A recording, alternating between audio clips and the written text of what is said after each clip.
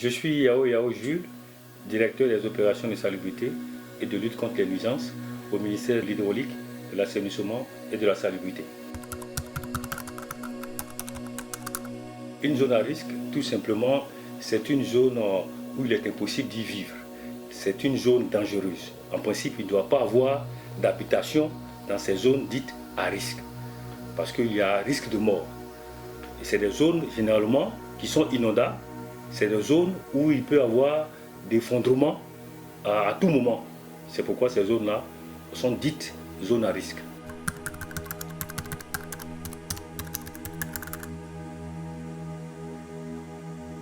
Alors ce que je peux dire, c'est que les critères n'ont pas été déterminés comme ça. L'État s'est rapproché des structures qui sont habilitées en la matière, l'ONPC, la police nationale et tous les directeurs techniques des mairies qui sont des personnes outillées qui vivent aussi au quotidien dans ces différentes zones.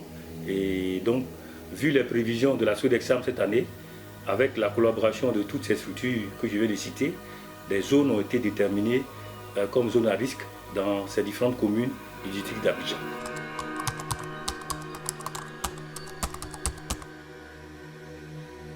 Non, pas du tout. Nous sommes dans un état de droit en Côte d'Ivoire et pour ces questions d'urgence, parce que le gouvernement a tiré la sonnette d'alarme, nous sommes dans l'urgence. Le Premier ministre lui-même a donné le top départ de ces opérations, mais nous, techniquement, avec les DT, nous avons eu un process. Dans un premier temps, les distributions de mise en demeure ont été servies à toutes les personnes concernées, commune par commune, avec un délai allant d'une semaine à 2 semaines. L'État n'utilise pas dans un premier temps la force. En plus des mises en demeure qui sont servies à ces populations, la direction de la communication du ministère avec les ONG sont allés sur le terrain pour sensibiliser encore une fois ces mêmes populations afin de leur faire comprendre de la nécessité de leur départ dans ces zones parce que l'État veut cette année avoir 0 mort comme objectif pour cette campagne, pour cette opération.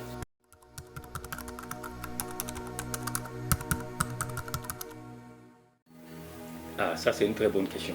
Mais en même temps, il faut dire à ces populations-là aussi, parce que l'expérience, on sait plus ou moins, des populations qui ne sont pas autorisées à habiter ces zones.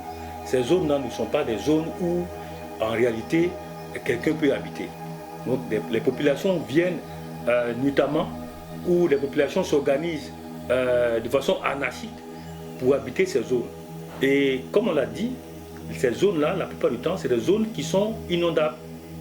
C'est des zones où il y a risque d'éboulement à tout moment. Et pour les visites qu'on a eues, on a pu voir des bâtisses dans ces zones-là et on a pu voir des populations qui vivent dans ces zones alors qu'à tout moment, selon les prévisions, en cas d'inondation, en cas d'éboulement, ces personnes peuvent perdre la vie. Donc le gouvernement a décidé cette année de mettre tout en œuvre pour éviter qu'il y ait des morts. Mais une personne qui ne détient pas un acte foncier qui l'autorise à construire ou habiter sur un territoire, l'État ne peut pas dédommager une personne.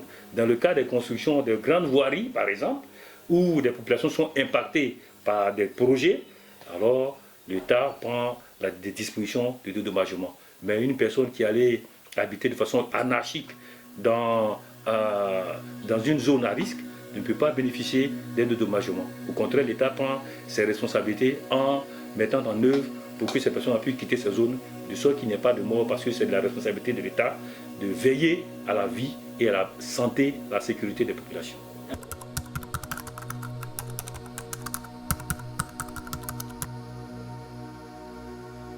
Je voulais dire à ces populations que votre vie est plus importante que dans les endroits où vous vivez.